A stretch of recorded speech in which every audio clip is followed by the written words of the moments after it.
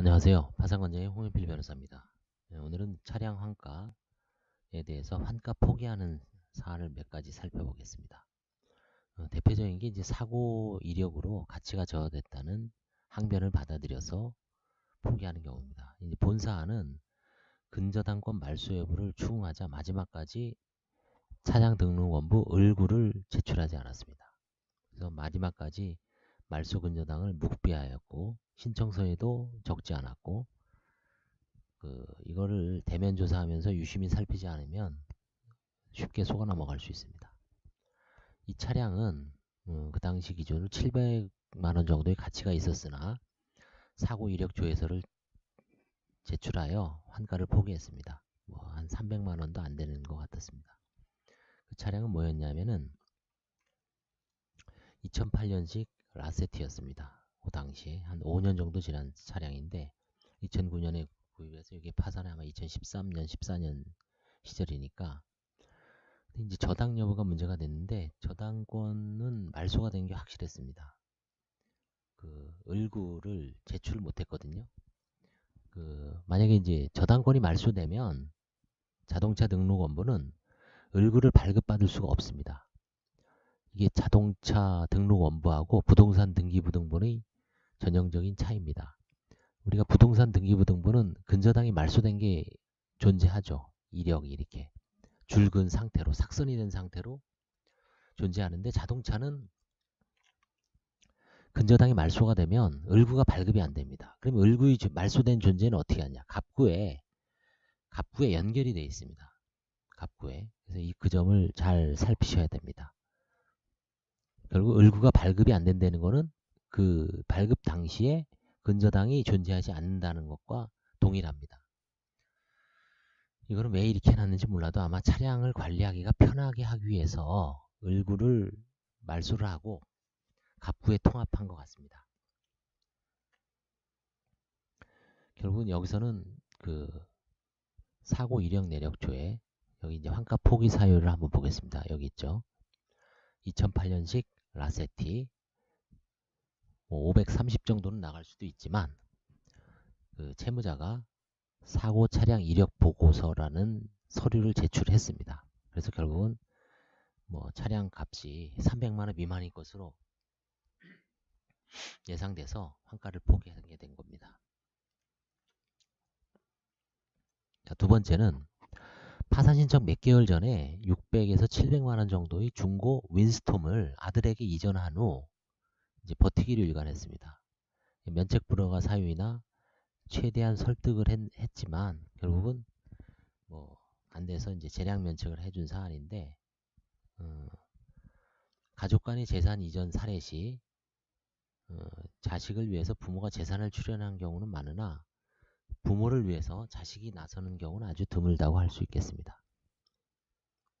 이거는 지금 요거 2012년 4월 6일 날 아들에게 이전을 했습니다.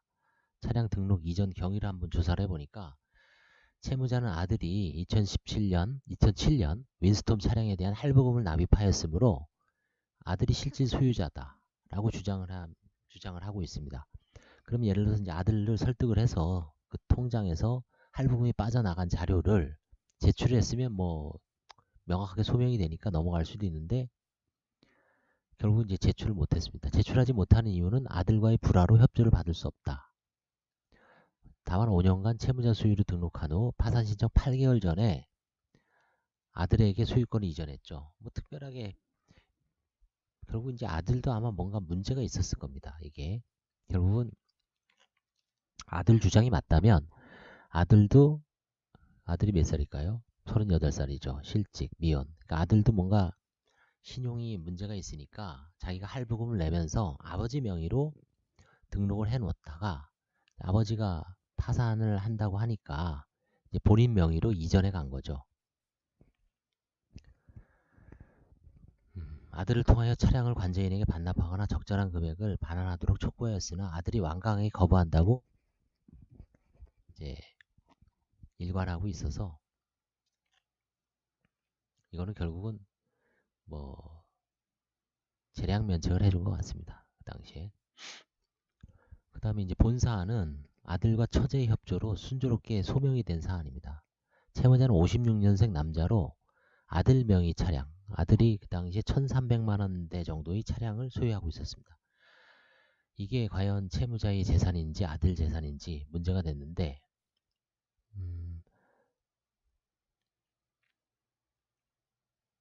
그래서 이제 살펴보니까 채무자는 2010년식 SM5 차량을 2013년경 취득하면서 이모로부터 1,000만 원을 지원받은, 이거 채무자가 아니라 아들이죠. 아들이 2013년 10월경 취득하면서 이모로부터 1,000만 원을 지원받은 금융거래 내역서를 제출했습니다.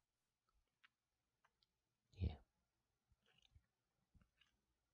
그 다음에 이 돈에 자기 계좌에 있던 돈을 합쳐 같은 날 중고자동차 중개인에게 1,200만 원 차값을 송금한 자료를 제출을 했습니다.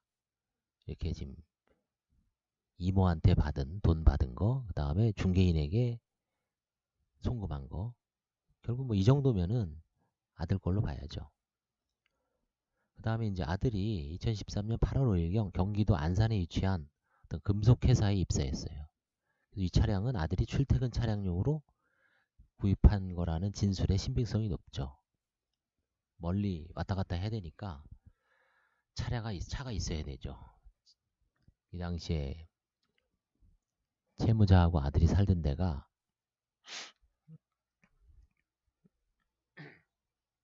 아마 이제 경기도 서남부였을 겁니다. 여기 아니 서울 서남부 쪽이니까 안산 쪽으로 가려면 1시간 이상 걸리죠. 그러니까 차가 필요했을 테고 당연히. 그래서 결국 여러 가지 이거를 종합적으로 봤을 때 이거는 도저히 채무자가 아들 명의로 은닉해 놓은 차량이라고 볼 여지가 없어서 아들이 고유재산으로 판정을 했습니다. 그 다음에 여기서는 56년생 차, 이건 이제 아들이 SM5를 갖고 있죠. 이게 지금 그 처제 이 사건입니다. 아들 명의 차량 SM7, 채무자의 처제가 1,000만 원을 입금하여 이 돈으로 차량 대금을 지급한 사실이 차량 취득 시점하고 일치했기 때문에, 그 다음에 이제 좀 전에 말씀드렸던 금속에 재직 중이었으므로 차량을 보유할 만한, 할부금을 낼 만한 경제적 능력이 있다고 판단을 했습니다.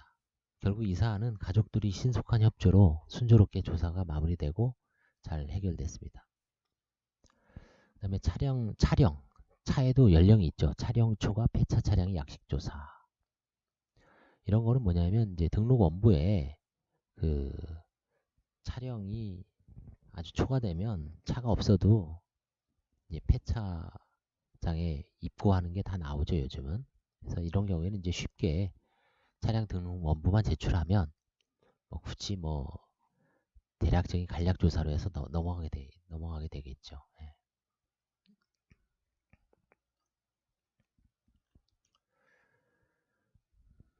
최근에는 이제 폐차를 장려하기 위하여 일정액의 보증금 정도를 지급을 하죠. 저도 실제 한번 작년에 폐차를 해보니까 경기도 안산인가 어디 거기서 폐차장에 끌고 가면서 한 4, 50만 원 정도를 받은 것 같아요. 그래서 그거는 이제 뭔가 최근에 어떤 매연이라든가 환경과 관련해서 적극적으로 보조금을 지급을 하고, 구형 차량 한 10년 이상, 15년 이상 지난 거는 환경에 안 좋은 영향을 미치니까 빨리빨리 어떤 폐차를 장려하는 거죠. 그래서 중고 자동차 내지 아닌 폐차 업자 입장에서는 인센티브가 있으니까 적극적으로 폐차를 할 요인이 되겠죠. 인센티브가 있으니까.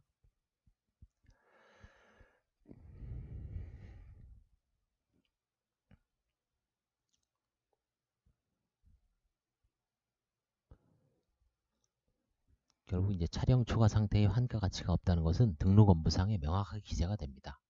그래서 등록원부만 명확하게 잘 보면 차량의 어떤 환가 내지 쉽게 판정을 할 수가 있습니다. 여기 나오죠. 땡땡 자동차 해체 재활용 산업 입고가 이제 창고에 들어간다는 얘기죠. 이제 지방 강원도 원주시 소재에 있는 아마 재활용 업체에 들어간 것 같습니다. 자진말소 환가가치 차량 초과 폐차 일자, 2014년 7월 15일 번호판 반납, 두 개 번호판 반납일 2014년 7월 5일. 이게 등록원부에 아주 명확하게 표시가 되어 있습니다.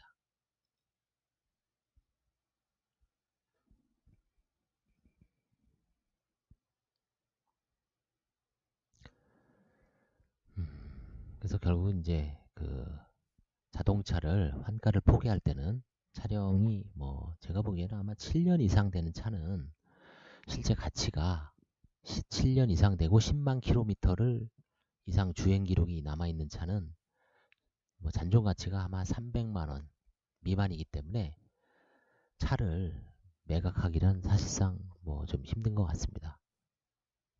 예, 오늘은 지금 차량 환가 포기에 대해서 알아봤습니다. 감사합니다.